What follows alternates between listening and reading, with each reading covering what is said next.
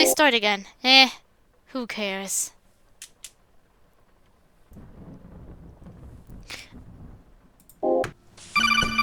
Oh, it's Monika. I wanted to start again early to see what also Natsuki will say if we don't watch the news. Good morning, Mark. I hear the sound of rain on your end. You must already be walking to school, correct? Yeah, that's right. And good morning to you too, Monika. Thanks. It pleases me to know that this future member of the literature club is so punctual and diligent with his time. But I'm not hearing any rain on your end of the line. That's because I'm in my car. Unlike some people, apparently, having my school within walking distance is not a luxury I am afforded. Wow. You have your own car? Yeah, that is also a luxury of yours. Is that unusual? I'm almost 18, Mark. I think most people my age learn to drive by now. The way I understand it, Japan's actually somewhat of an outlier when it comes to having things within walking distance. In other parts of the world, having a car is almost necessary. I just go by bus because I'm kind of scared of driving a car. Places like China, America, and Russia, for example. Yeah, America, I've heard about that a lot. They have so much room and so much land that everything is insanely spread out. Actually, I have one of my... there's like two of my friends. I almost said three, but one of them is a bit too young where I would exactly consider a friend. Rather, someone I would consider almost like more... a bit sisterly towards. And like, they actually came from America, lived there until the age of 12, and they actually walked. Well, I suppose they lived in a more village-type area? Oh, I don't know if I'm allowed to say that. I'll have to ask them. If you're hearing this, then yeah. Fun fact. So for a lot of people, you need a car to go anywhere at all. Sorry if this is too personal, but... do you have your sights set beyond Japan, perhaps? You're pretty quick on the uptake, you know, Mark. And you're pretty much right on the money. Don't get me wrong, I love Japan. This little island nation is always going to be my home, but again, it's a little island nation. And like I said, I'm almost 18. Graduation is fast approaching for me, and I've been considering my options for studying abroad. My mother is Polish. Did you know that, Mark? Can't say I did. So is that where you want to go? To university in Poland? Considering my options, there's a whole lot of hoops I'd need to jump through to even register as a citizen in Poland, much less start studying there. It'd probably be a lot easier to study in America or Scandinavia if I were so inclined. You should consider studying abroad too, Mark. There's programs for high school students as well. Who knows? Maybe we could both end up flying to Poland together, though I doubt our housing situations will quite match up. My face starts burning up at the thought of me and Monika both leaving this place behind for parts unknown. Together. I'm glad you can see the red smile on my face right now. What's up, Mark? Do my words make your heart go doki doki? Never mind. No, I was just thinking. Well, keep thinking on it. I gotta park my car. Be seeing you around, little mouse. Yeah. Bye. I hang up and inhale deeply before exhaling, mulling over her words as well as my own future. My own face stares back at me in the black screen's reflection. Were I to study abroad, I would have my own reasons for doing so. I should have my own reasons for doing so, not just to follow Monika around like a lost puppy.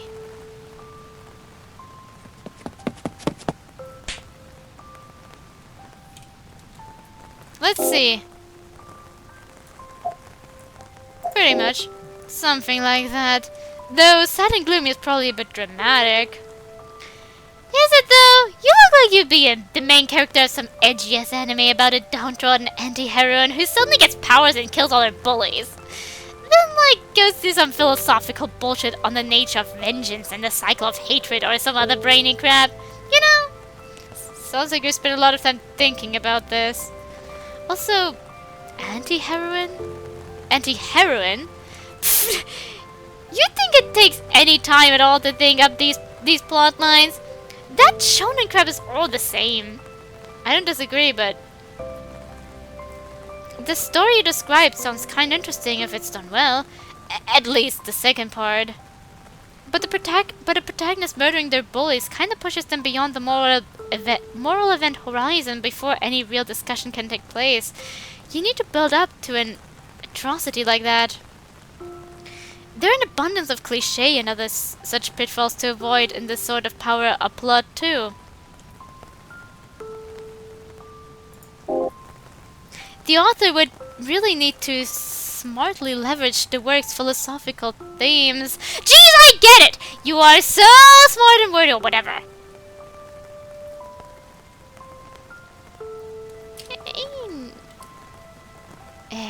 Okay, wait a second. You know, this is the second time you've insulted...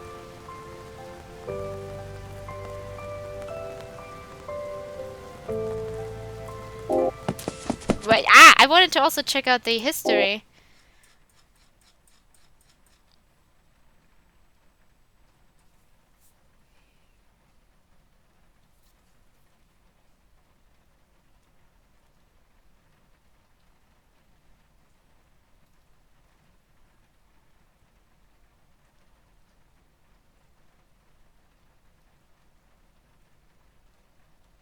Insinuated I'm a...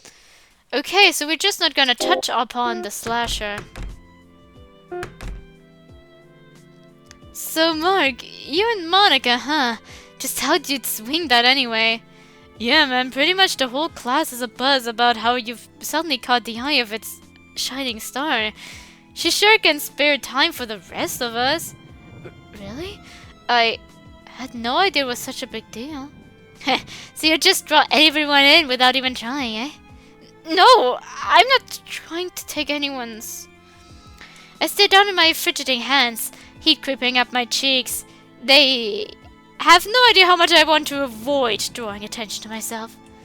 Well, good luck, man. Good luck with what? Just saying, if you want to get with Monika, you've got half the school to compete with. Well, who cares? What if Monika's into us, then that's that. No, Getting with Monika is the last thing on my mind. Yuji and Kenji exchange a glance, both of their mouths turned upward in a sardonic something.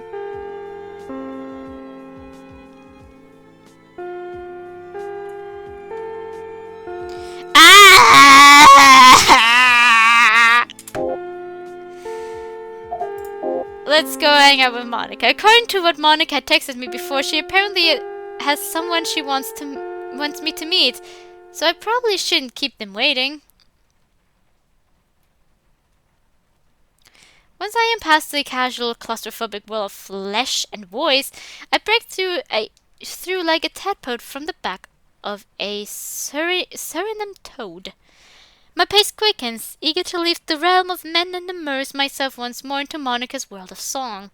It's funny how much I'm looking forward to our lunchtime encounters now. Before long, not a living soul remains in sight amidst these isolated halls, which means I'll be hearing it soon.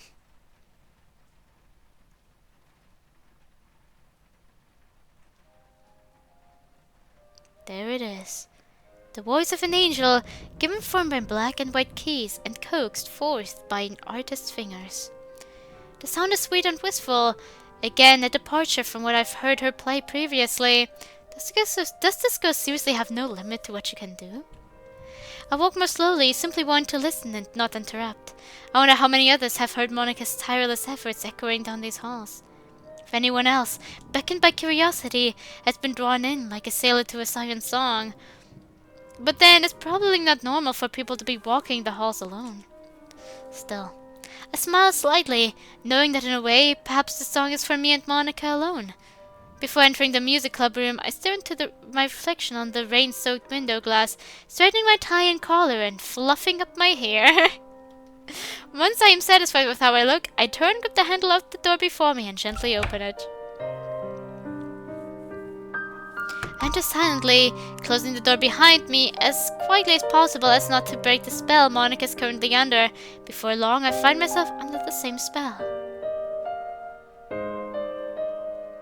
It makes me wonder how long Monika has been practicing piano. I know there are prodigies from all over the world who can recite Tchaikovsky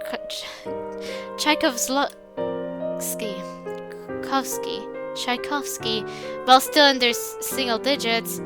But as far as I can tell, all the pieces I've heard thus far are original. To be both played and composed at this age, that's a whole different level of gifted. I call this piece Night View of the Distant Port. It's...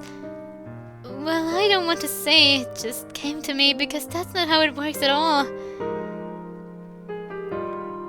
But I suppose I was struck by a bit of artistic inspiration as I wrote out its sheets and listened to how it sounded underneath my fingers. That inspiration being numerous long lonely nights with naught to do but ruminate on the situation I find myself in and how exactly I got to this point. Have you ever had nights like that, Mark? Yeah, lots of times. Tell me what you sing then, my friend of many deep and melancholy thoughts. Not what you're hearing, what you're singing. The song makes me see.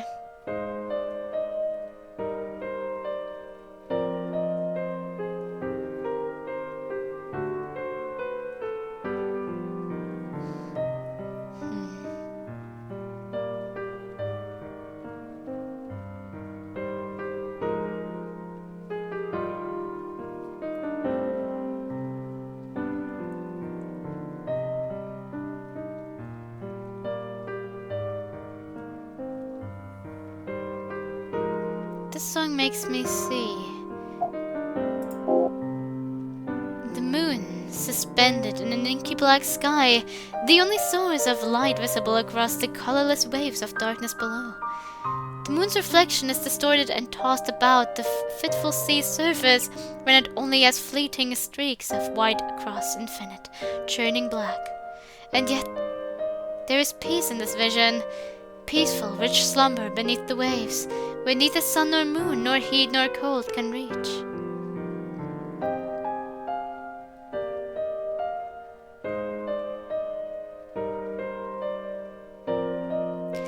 Very evocative words, but you were imagining a literal view of the ocean from a port at night, weren't you? Guilty as charged.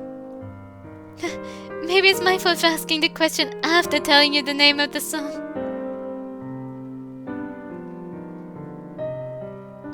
What's your interpretation of this piece, then? My interpretation is worthless. Sure, any artist will have a specific image or message in mind when composing a song, a poem, a painting, or what have you. That's what it means to create with intent, after all. But it doesn't matter how many ideas you have swirling in your head.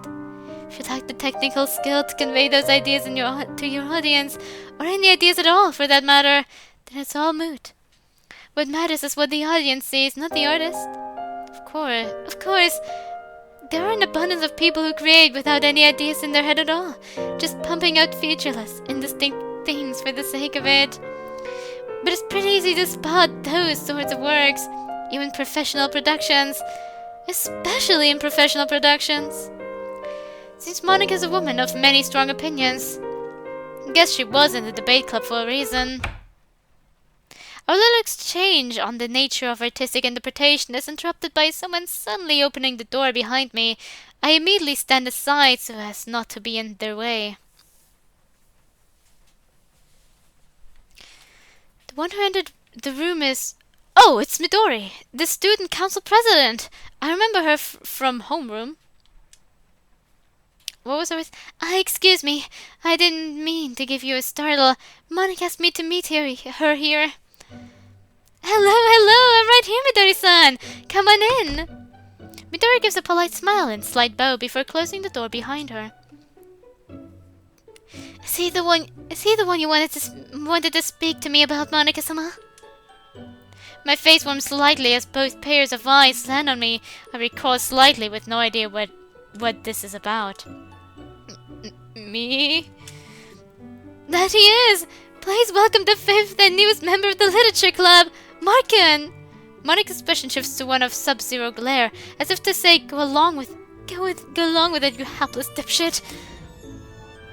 Is this true, Markin? Well, I plan on joining the Literature Club anyway. Yeah, of course, the first official meeting for the semester isn't until Friday, but I've already decided on joining.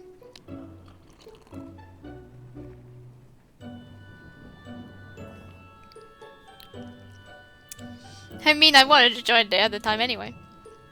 I figured adding that detail would lend more credence to the lie, something Monika seems to appreciate. I see. In any case, it was never me who needed any convincing. With everything being moved indoors ever since this downpour began, the faculty is frantic to free up rooms. But as long as I can bring back a verifiable name to them, that should keep your literature club off the chopping block. Thank you for being so helpful, Midori-san. You have no idea how much of a weight off my shoulders that is. Midori offers a gracious smile and bow before responding. Please enjoy the rest of your lunch break then, Midori. Monika-sama, Markin. Monika flashes a sweet smile as Midori exits through the classroom door.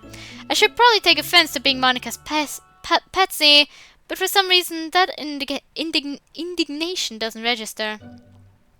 You played that beautifully, Mark. My body heat, sensing an opportunity at the slightest of compliments, manages a full-scale invasion of my face. I really didn't do anything.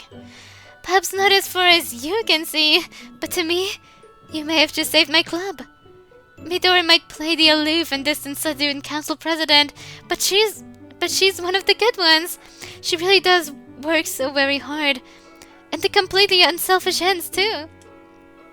You should go pay a visit at the student council chamber sometime. She's there every lunchtime. I know she gets lonely sitting in there by herself. You think she'd want me just dropping in on her like that? I think she'd be delighted to have you. I think she'd consider herself a poor student council representative if she forgot a new transfer so easily. So don't think I was trying to dupe her. More like, make things simpler for her, you know? Because like I said, you will be joining the literature club. That much was never in question. The particulars are all incidental. I nod my head slowly, though I wonder how she can be so sure. Is it simply the confidence she radiates with her very presence, or something more?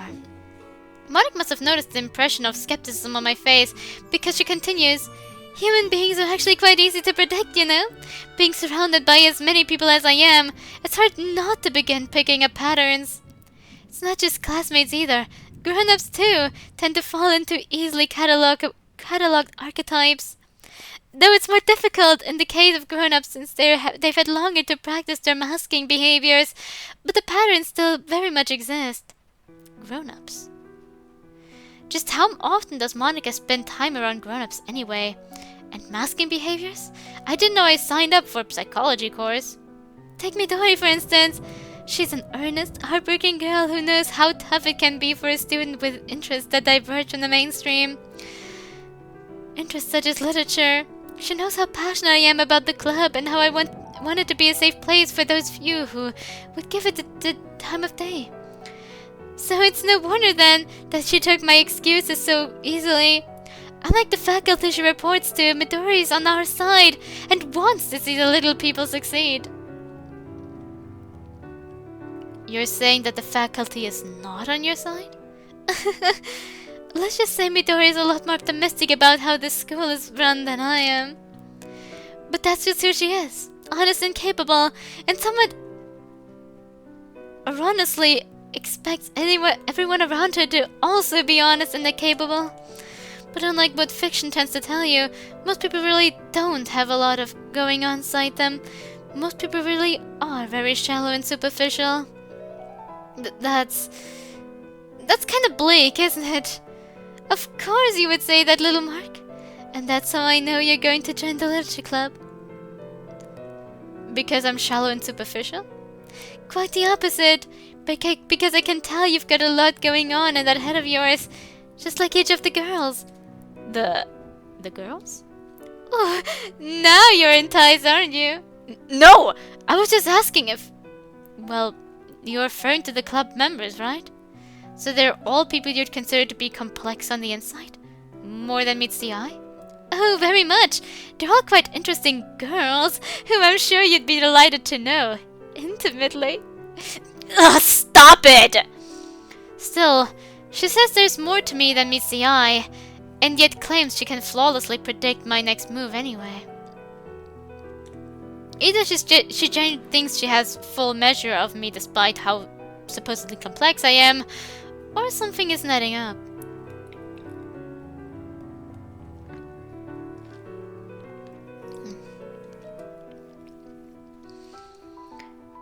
Before I can address her logical inconsistencies...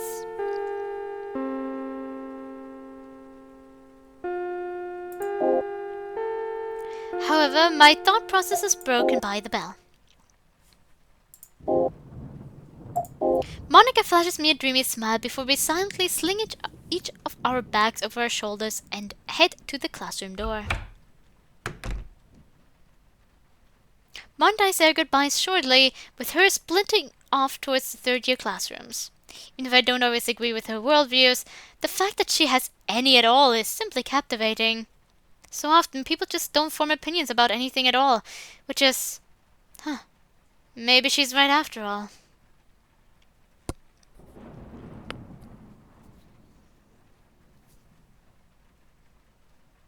Yeah. There are people who just don't form opinions on specific topics. I can see it sometimes where it's a bit difficult to form an opinion that you just won't hold off on your own.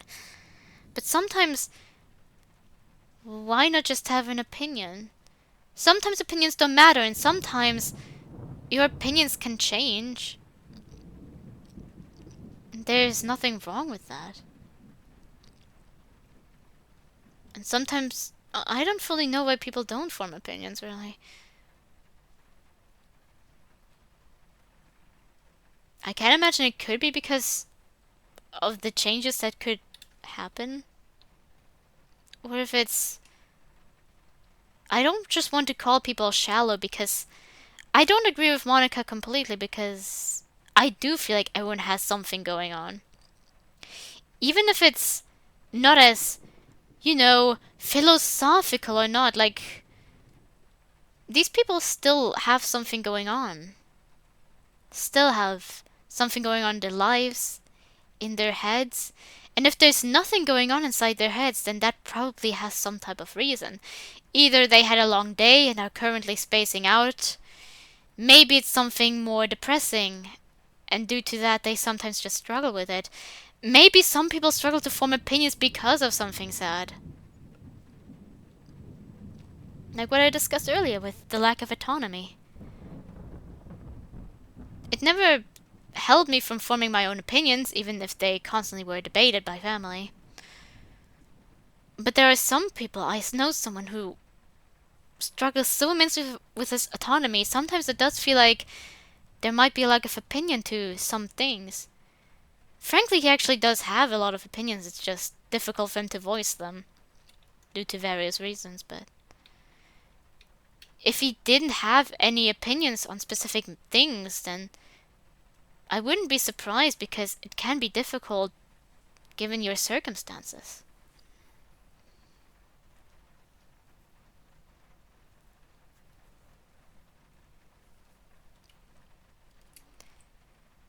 But generally, I don't see the people who are like proud of not forming opinions.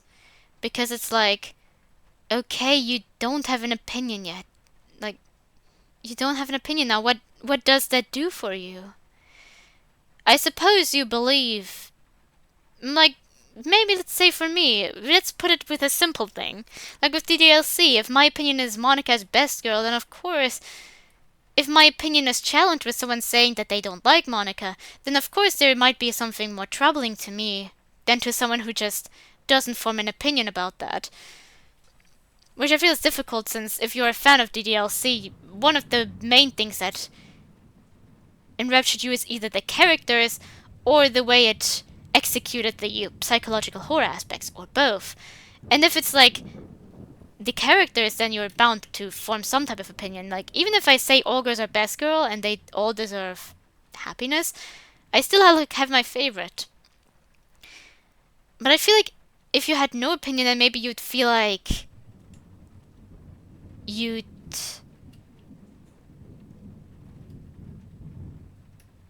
maybe you feel like it will be less stressful. Because if you don't have an opinion on Monika, then when people say they like Monika, okay. When they say they don't like Monika, okay. Which, to be frank, most of the time it does go for me in a similar way.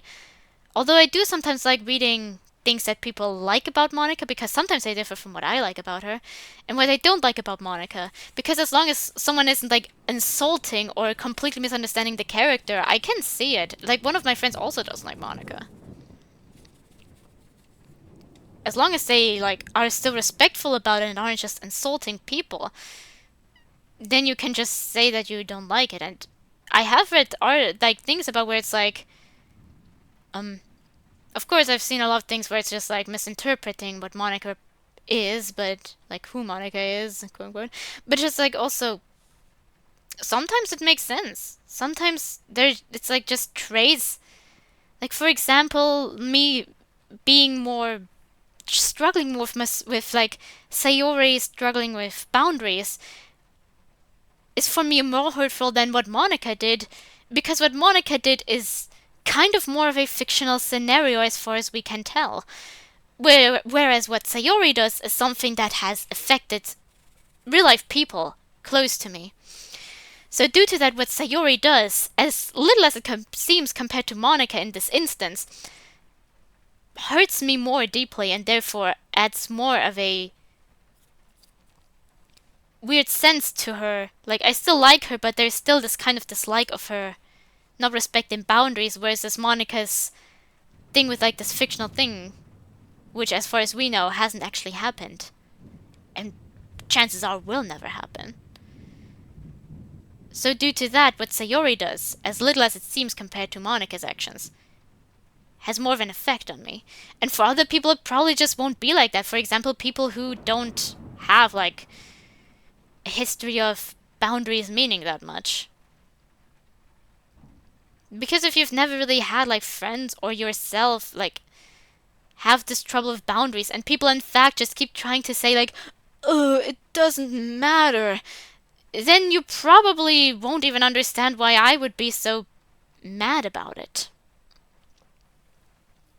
So it's interesting. I just feel like coming back around to the opinions, maybe some people just do it to avoid conflict. But I feel like these people also miss out on a lot of things that could enrich, like, make their life more interesting, more beautiful. Maybe a bit more tense in a few situations, but also more, I don't know, I feel like getting invested into these things, as frustrating as that can be sometimes. Like, I've overanalyzed everything that Monika did with a friend, and now I pick up on these things in mods, and I'm like, But I also can't blame the other person. As frustrating as it kind of is, because, yeah, it's not their fault they didn't do that. But as frustrating as it is to sometimes have like people misinterpret your character as like the character you like, or something like that. It's like, I feel like I'm still better off having an opinion about it, being passionate about it, being able to do something with it. Where I'm not as passionate about, let's just keep going with Monika, like, she was the one I started drawing again. As soon as I started, for quite some time I didn't draw. And she was the one I started drawing again because I was interested in that. Sometimes opinions will end up neutral, because sometimes it is like, neutral, but even then you can kind of have an opinion of like, yeah, it was alright or something like that. That's still more than just like, as long as you know why you felt like it was alright. Maybe it was just like, it was interesting, but the execution could have been better. Maybe this thing was, how do I put it? There was this thing you liked about it and this thing you hated, so it equals out to be neutral. So when you think about it, it's like, yeah, it was fine. But just never forming any opinions because you're afraid of it being challenged or something like that. I feel like that's just also not really a way to... I mean, obviously it's a way to live, and some people do it. It's just not... I can't see myself living a life like that. Because I don't know how you can live a life like that. Because it would be like... It's these opinions I form about things that make me feel passionate about things to begin with. Whether it's negative or positive. It helps me write, it helps me draw. And I just can't see how other people can just not have any opinions on specific things. No, no, no. That's an abhorrent outlook to have. Still, I wouldn't call them shallow. Even if some... I have seen some people who don't form opinions seemingly out of... simply because they don't want to argue with anyone about it. And while it seems their lives... I would call their lives, like... Debating with them is quite boring, and I'm not sure they actually really... I don't know if their like lives like better that way. It's just like, to me, it's not like personal something I can do at all. But those people, these people that I know that have kind of this type of thing, even most of them I would still not call shallow. Even if they don't form opinions on some things that I feel like, why not? Why not just form an opinion on it? Why not get invested a little bit there? They still can... That doesn't make them shallow people necessarily. Like, even if I can't understand it, there's still depth to them in, like, other parts.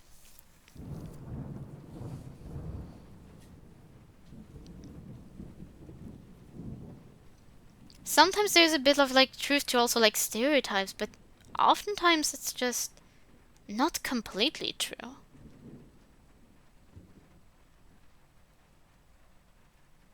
Like, there are cartoonishly evil people in real life, but there are also people who others would deem bad, and I'm just like, this person is actually understandable, actually. Depends on what they did, of course, but... yeah. Generally, it's something to think about, but, like... sometimes someone you deem, like, a bad, like... I'll maybe, like, put, like, a screenshot of, like, a song I've listened to, and I really like the song, because I do think, like, this one part where it's, like, the person that you hate the most is someone's beloved child, something along those lines. And I do feel like that's also an interesting thing to think about sometimes.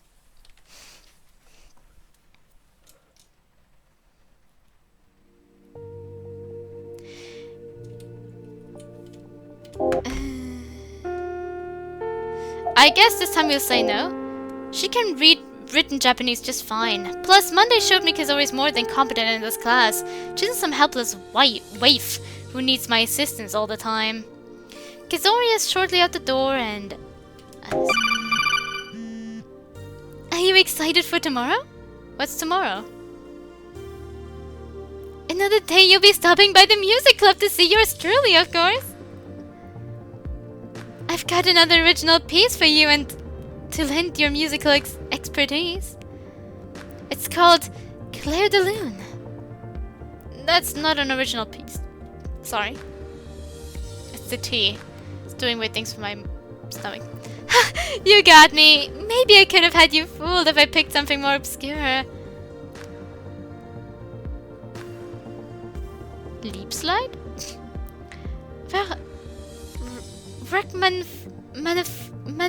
Nerves, perhaps? That's not obscure either. You sure know a lot about classical music, Mark. Are you holding out on me? Would you be a secret violin savant, perchance? I wish. I'm just some kid who happens to like the classics. Well, who knows?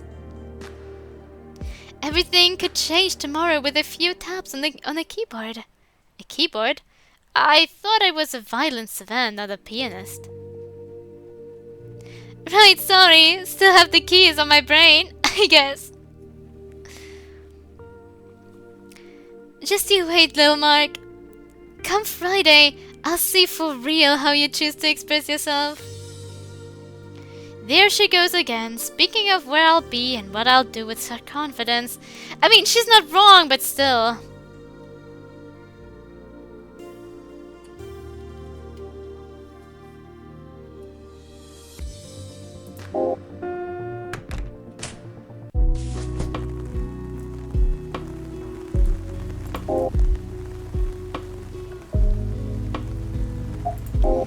Didn't take you long at all to start cozying up with Monika though, huh? What? Jeez. How does word about this stuff even get around so quickly? People ain't exactly settled when it comes to gossip about Monika, whether or not I actually want to hear their dumbass voices. It's all their bootlicking kiss-assery or jealous bitching. Fuck all those idiot losers. She can hang out with whomever she wants. Are they taking issue with whom she chooses to hang out with? Who cares? Like I said, fuck them!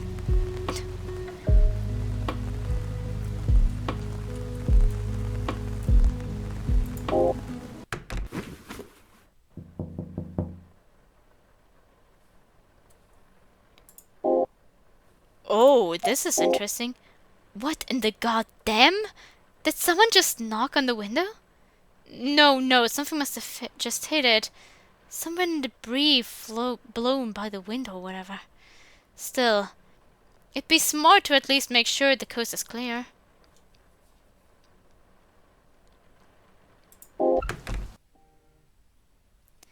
Omika's today as well. Wonder what Natsuki and I will be baking today. To calculus, it'd be a short walk to the music club room as well.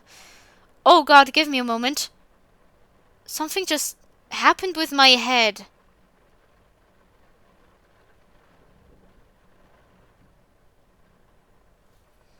Okay, I'm fine again. I just got very dizzy for a moment. It was very horrible.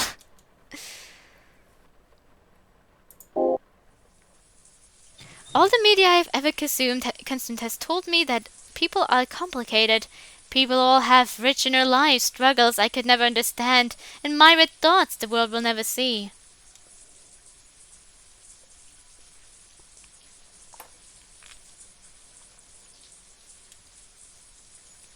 But what if that's wrong? What if such a sentiment is wrong at best, and at worst, delusional and self-indulgent? Art and writing is created by artists and writers, people who can dream up entire worlds in their minds and whose pen hands breathe life into people newly birthed into a white page. Could the assumption that everyone can think like this, that everyone is capable of this, be born from a simple lack of empathy? An ability to discern that different brains think in different ways?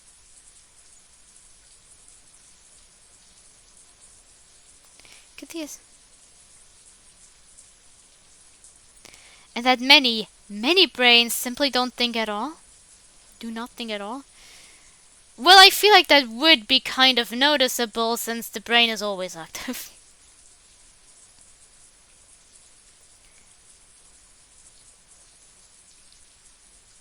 Monika posited this possibility yesterday at lunch. My knee-jerk urge was, of course, to refute it. That what any good, morally uptight and kind person... That's what any good, morally upright and kind person would do. But I can't ignore it. Just like I can't ignore the staring, the whispering, and the strange off-putting comments of my classmates. I can't ignore the rain, even if everyone else does.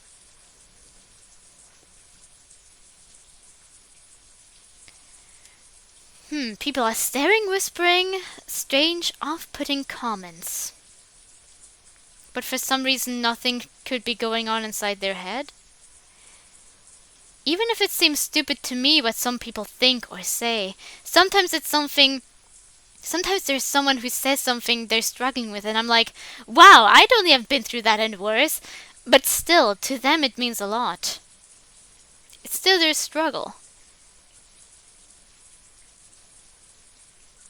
I feel like simply assuming that whatever the other person is going through, or whatever's going on in their head, is shallow is also stupid.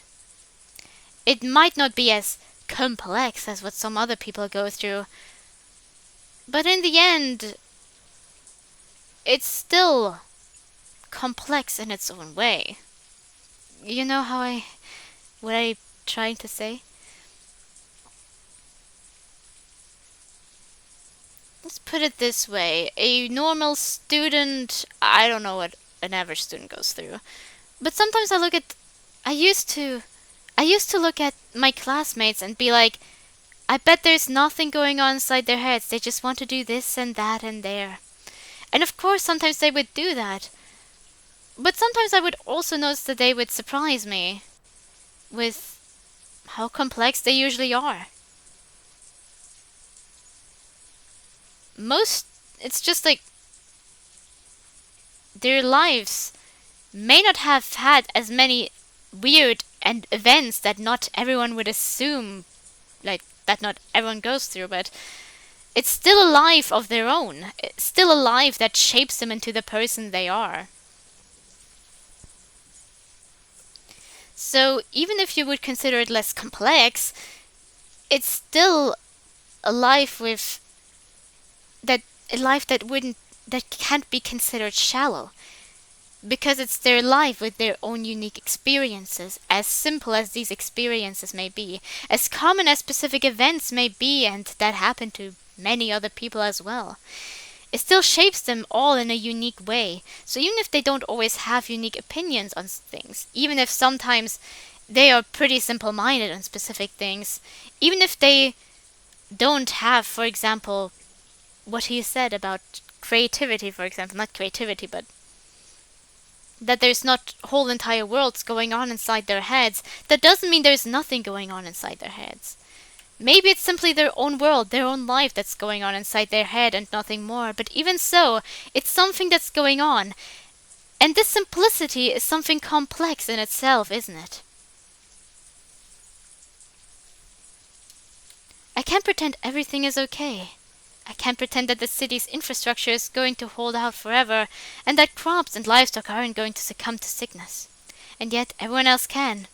I pass them in the halls, and they talk and laugh and fight and worry over all the same things they did in middle school. Everywhere I look, it's a deluge of smiles in which we'd happily drown.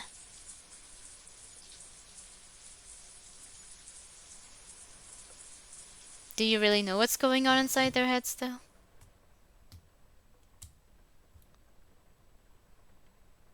Do you really know that they don't just smile regardless? One of my friends, the most positive friend I have, he's been through a lot. At the beginning, I was so surprised by how positive he still could be. And I wondered if he was just kind of faking it, but he kind of gave me a lot of reassurance. It's just, there are a lot of awful things in the world.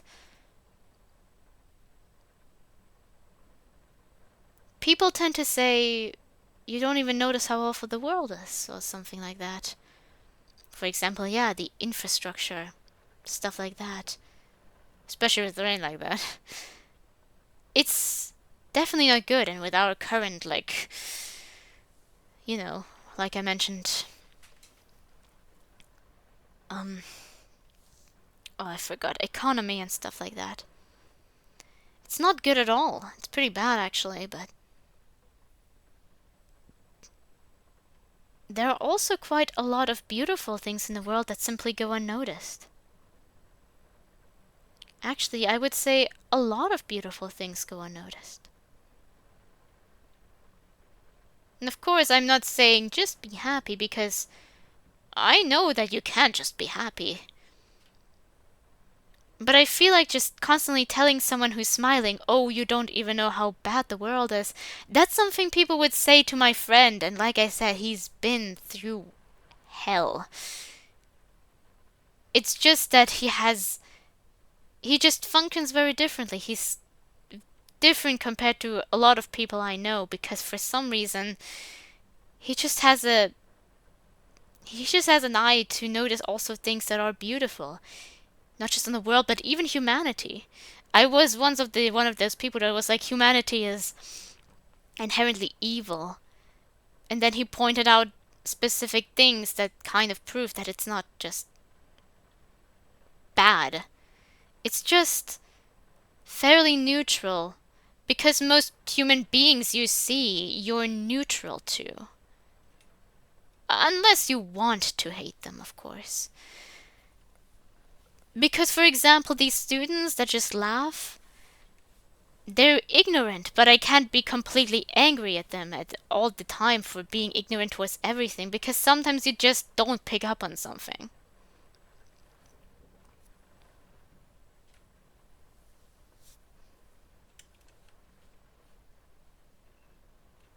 It's very interesting to talk with him about those things, because it's like, there's so many people who have been through, I don't want to say less than him, just similar things to him, just on a less strong degree, let's put it like that. And they have such a negative worldview, and it's those people that usually also tell him, you just don't know what it's like to go through this and that, when he's been through this and that, and this and that, and this and that. And of course, he doesn't have every experience in the world of everything awful that's ever happened. But I would still say that simply saying you just don't know what it's like to suffer to him just because he's a positive person doesn't work. And I also used to be like, every other human being is simple. It took me a while to actually get out of it. It wasn't the way around where it was like, everyone is so complex, and then it turned into, oh my god, everyone's so simple. It used to be the other way around. Oh my god, all these people are so simple. Maybe they're like, you could call them simple, yeah, it's just, I feel like saying that this means that I really don't know how to put it, it's just,